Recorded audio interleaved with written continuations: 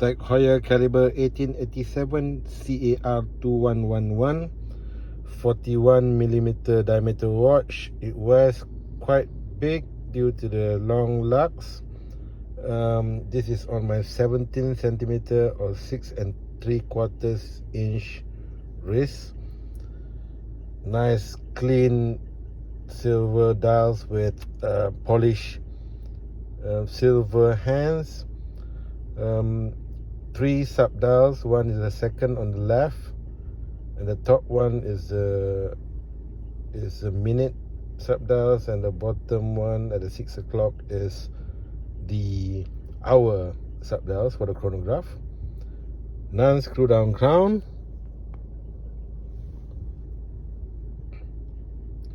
Date window at 6 o'clock.